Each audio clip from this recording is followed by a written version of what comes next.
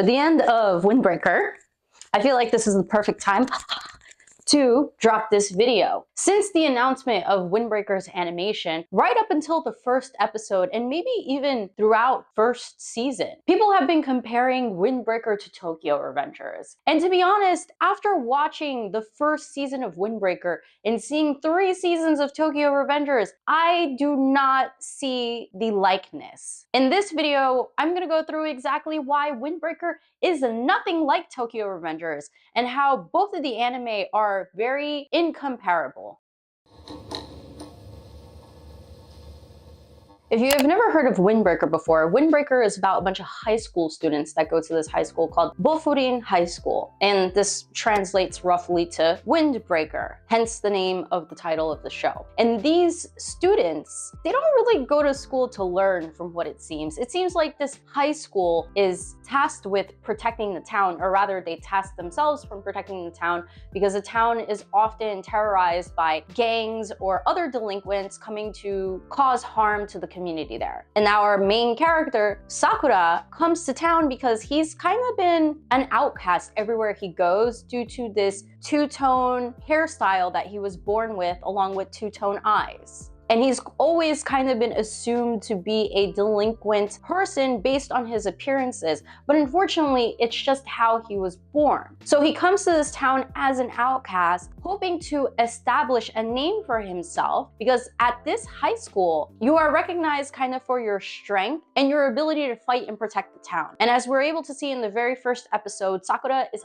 highly capable of these things. But the problem with Sakura throughout season 1 and in the very first episode that we learn about is that he is really bad at interacting with others, especially people who are nice to him, because no one's ever been nice to him his entire life. He's always been bullied or looked at some type of way just based on the way that he looked. And because of that, he's always had to fend for himself. So in this town, when people start to be nice to him and start to welcome him into the community, he gets very shy and he starts to blush. But I feel like I'm getting sidetracked now. So the basic whole premise of Windbreaker is that you've got a bunch of delinquent students, they fight to protect the town, Sakura decides to join this high school, and we're watching essentially Sakura's journey in hopes of climbing to the top ranks of the high school. All right, now that I've given you a semi-synopsis here, we're gonna dive into the rest of this video as to how Windbreaker is incomparable to Tokyo Revengers. Hopefully you know what Tokyo Revengers is about. If not, here's also a quick synopsis on Tokyo Revengers. So Tokyo Revengers is about this guy, Takemichi, and he's 26. Very different from the jump already. He gets pushed back into time and tries to undo a bunch of events that has already happened through time travel due to the fact that his childhood love is killed in the time that he's from when he's 26. So he decides to join the gang, Tokyo Manji, in hopes to prevent this from happening. However, the more that Takemichi goes back in time, the more it changes the timeline that he's from originally. So it creates a whole butterfly effect in this whole like paradox to some sort.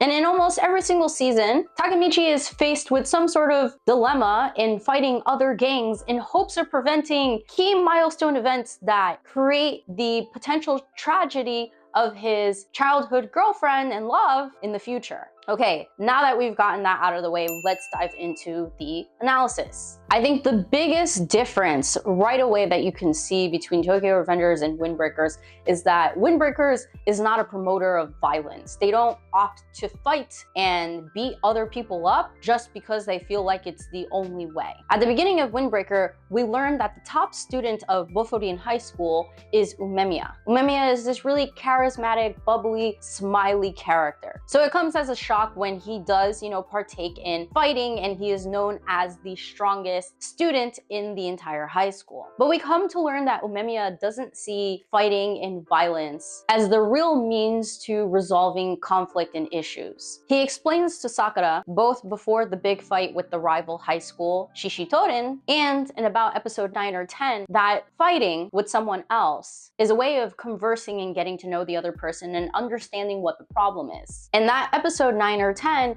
he explains to Sakura that fighting is basically a primitive way of communication. If you really think about maybe before the times language was created, how else would you convey how you're feeling? The only other way you could probably convey your feeling is through motion and action. And if I'm frustrated and you're frustrated and we both can't articulate how frustrated you are or I am, what do you think is bound to happen? We're probably going to fight. So Memia kind of explains that fighting with somebody else is also a means of having a conversation and talking things out. And it is noted that when Shishitonen approaches Bofurin High School to fight, due to a grand misunderstanding, Umemiya does opt to first talk things through with Choji, who is the top student from Shishitonen. And when that doesn't work, he says, you know what, let's handle this between you and I. We don't have to involve the other students. And when that doesn't work is when they collect a few students, including Sakura, and they fight against another group of students from Shishitonen,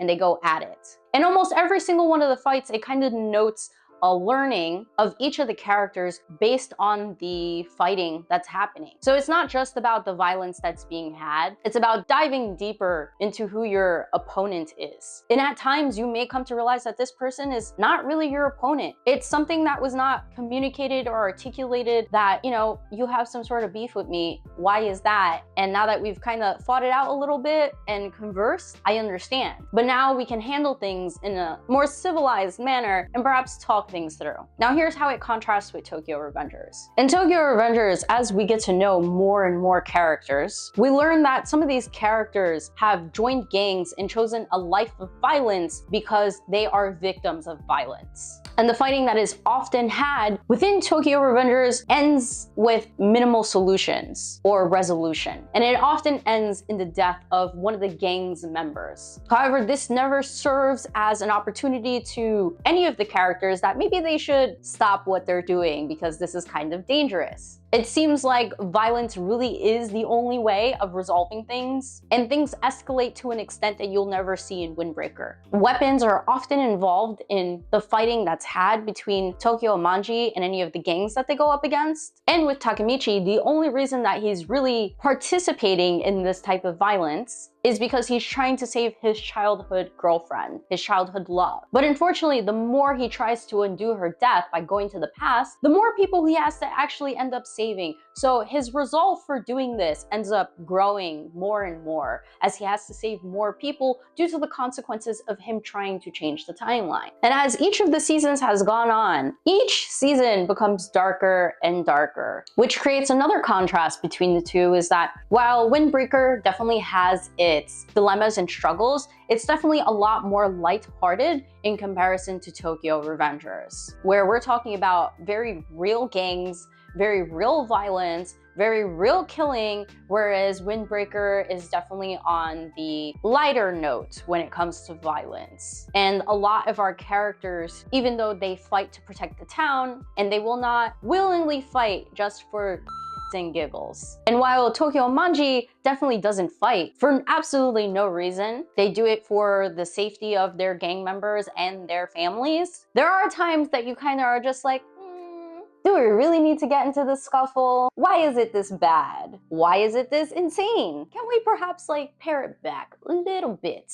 So there's just a really grand tonal difference between Windbreaker and Tokyo Revengers. And with the tone being different, the messaging is also very different. Within Windbreaker, we get a few different types of messagings. First one that I've already highlighted is the fact that fighting is a means of having a conversation. We don't choose violence because we want to, but oftentimes we fight to protect what we believe in and to also have a meaningful conversation with the person that we're having conflict with. And I think Windbreaker also does a good job of promoting the fact that none of the characters really want to fight. They don't opt to fight most times. Oftentimes they try to talk things through before they get into any scuffles. Whereas in Tokyo Revengers, this is the first thing that they jump at, which leads to a different type of messaging, which is often regret and being mindful of the actions that you did or did not take. With this, our main character Takemichi from Tokyo Revengers, this is heavily emphasized because he regrets not living a better life, or he regrets not doing more for himself. He regrets not perhaps marrying his childhood girlfriend. And then this cascades to some of the other characters in the story,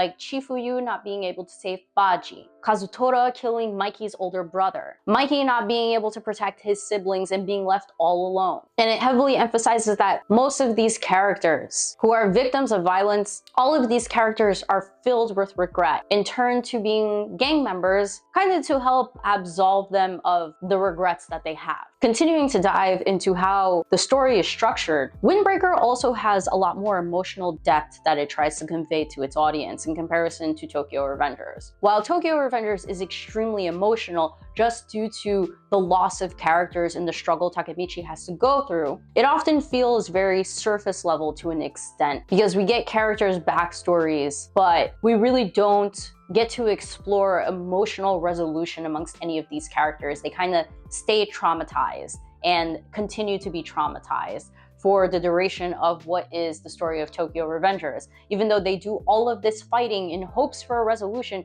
we never really see resolutions happen. Whereas in Windbreaker, because they're using fighting as a means to converse, there is opportunity to actually dive into the characters' psyches and their emotions. This also helps me, at least, stand behind Sakura, Windbreaker's main character, a little bit more than Takemichi, the main character for Tokyo Revengers. With Sakura, even though he's very much an outcast, he's not really a bad guy. The reason he spent most of his life fighting was to protect himself from bullies because they kind of didn't like the way he looked and thought that he was not a great person based on his looks. And because of that, he's very skeptical about people who are nice to him and gets very embarrassed and shy. But furthermore, in realizing that he's kind of been an outcast all of his life, he hates people who pick on other people. So strong people who pick on the weak. And even though he doesn't say it in that manner, or maybe he does, he emphasizes it in a way that he thinks people like that are lame, and he refuses to fight lame people for that reason. And if he does fight lame people because they demonstrate these really lame characteristics, he does it to prove a point that while you think you're strong, you're not actually strong. I'm stronger than you. And basically, it's a way of him emphasizing his virtues and morals on other people. And with Sakura's interactions, both verbally and physically, with supporting characters and antagonistic characters for the short term being, we get to see the deeper emotional psyches and emotions of these characters as well. Within Windbreaker, Sakura goes up against this main character that you start off really hating. He seems like one of those lame guys that picks on the weak even though he's really strong. So why pick on the weak, right? But as Sakura and Togame fight, we come to learn that he did not become this way because this is how he's always been. And as we dive into his character, we learn that he makes himself an antagonist and a villain-esque character in hopes of protecting his friends. So he plays the bad guy to protect others. But in fighting Sakura, he realizes that this really is not the best approach. He cannot use himself as a wall to protect his friends' actions that are not good. And he needs to stand up to his own friends and explain to them, like, what you're doing is not good. I can't stand up and protect you. Even though I'm your friend, I believe in you, I care for you, this is not the way to go about things. And Togame comes to a realization that maybe he needs to tell his friend, this is not the way. And with this physical/verbal fight that's going on between Sakura and Togame uses this as an opportunity after his friend Choji and Umemiya fight, and Choji loses that fight to Umemiya, to tell him, I have been protecting your mannerisms and your behavior and how you've been treating our friends, the rest of our classmates, and I can't do this for you anymore. I'm sorry. I'm also sorry for not being there for you when you were all alone and struggling and kind of lashing out because you weren't able to process that what you have been trying to attain all of your life, or the ambition that you've been chasing after, you dealt with the fallout of chasing this ambition, reaching the top, and then realizing, where else do I go from here? And I kind of left you on your own to deal with that.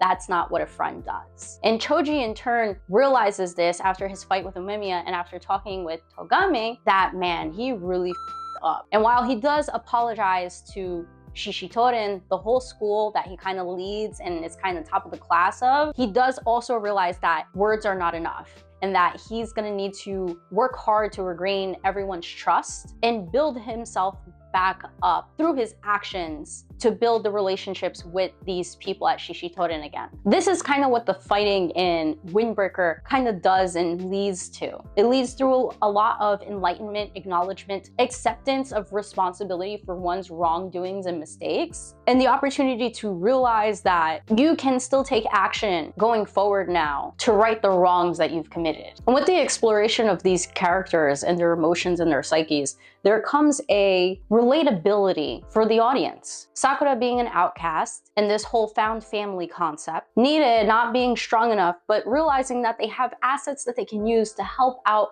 the Bofurin students as well as the community. So even though he can't fight, that's not the only way that he can help. Something I mentioned but didn't maybe clearly emphasize enough, Choji from the rival school Shishitoden, who did his best to reach the top of the class because all he wanted to do is have fun with his friends.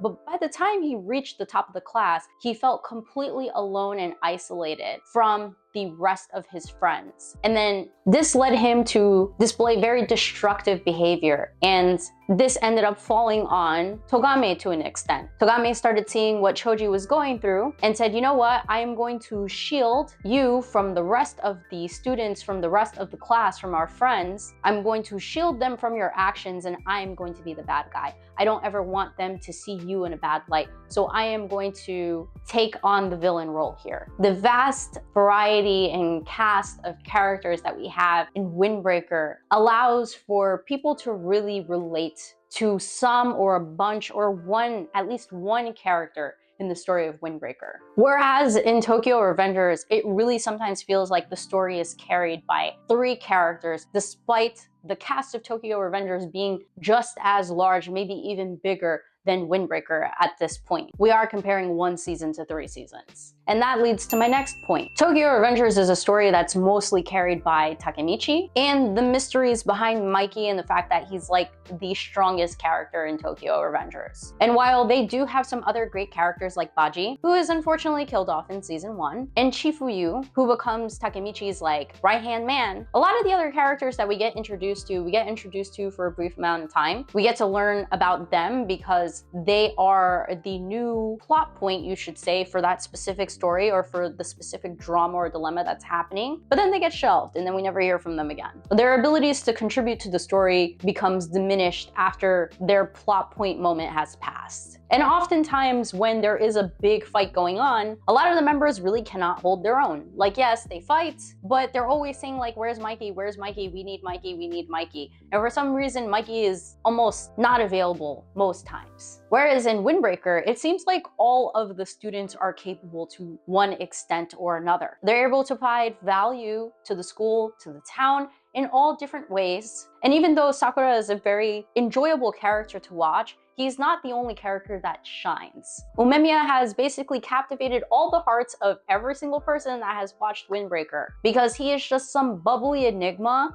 that enjoys planting vegetables and fruits, that enjoys having fun with his friends, but can really throw it down. And then you've got characters like Suo, who we don't know much about yet. I'm looking forward to learning more about him, who really starts to stoke the fire underneath Sakura. I mean, I feel like without Suo, we wouldn't be getting as much progress with Sakura's character and his ability to perhaps bond with some of the other characters in Windbreaker without the help of Suo and Nide. And characters that I can't help but going back to and reiterating how much I enjoyed seeing their development from antagonists to friends of the Bofurin high school students are Togame and Choji. As I mentioned, really dislikable. But after we go through their backstories, after they apologize, after they realize the errors of their ways, they really went 180 for me. And they added a different dynamic to the show in season 1, to the point that I hope that we see them again in the future. All of these characters that I've mentioned so far have really helped further the story along, and it is not only carried by Sakura, our main character, in large contrast to Tokyo Revengers. And since we've been here for a while now, here are some final thoughts on what I think between Windbreaker and Tokyo Revengers. 1, this video is not to diminish the quality of both animes and stories. I think they both offer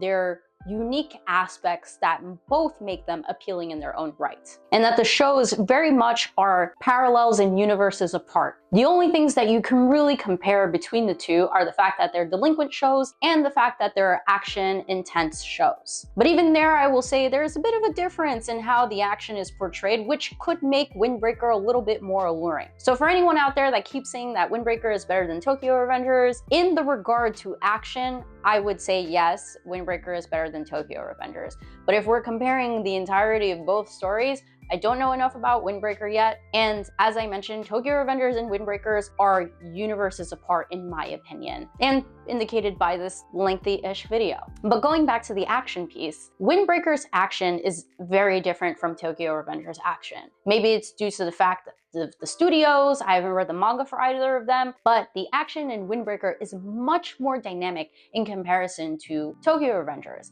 And that could be the fact that in Tokyo Revengers, there are only a few characters that can really throw down, and that's like Mikey, that's Draken, that's Chifuyu. I mean, I feel like that's the extent of it. I'm sure there's other characters like from the other gangs that could really throw it down, but if I really think about it, those are like the top 3 that come to mind. Also, I feel like the action in Tokyo Revengers is a little bit perhaps more realistic. They really like throw hands as if this was a regular street fight. Whereas in Windbreaker, the movements and motions for a lot of our characters, despite being high school students, indicates that most of them have mastered some sort of martial arts, know parkour, or are extremely athletic. Therefore, the fighting sequences in Windbreaker are insane. Like the camera movement, the angles, and just the way that the characters move with such fluidity but also roughness at the same time, depending on how wild the fight is just so much more colorful. Windbreaker really is a very unique gem of an anime in the delinquent category. It's really not comparable to Tokyo Revengers. I can't even compare them. So perhaps let's stop comparing them. I think it gives people the wrong idea that they're very similar when they're not.